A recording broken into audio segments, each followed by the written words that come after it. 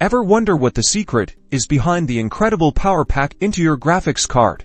First, it all starts with an idea and a detailed design phase. Nvidia engineers, using advanced software, meticulously craft the architecture of the GPU, the brain of the graphics card. They consider things like how many processing cores the GPU will have, its clock speed, and its memory capacity, all key determinants of performance. This design then is broken down into millions or even billions of tiny transistors. Next is the crucial step, chip fabrication. The design flows to leading-edge semiconductor foundries, like TSMC for example, where photolithography comes into play. The designs used by these Nvidia engineers are etched onto incredibly thin wafers of silicon the size of dinner plates. This is where the tiny transistors, along with other components, are created in clean rooms to avoid contamination.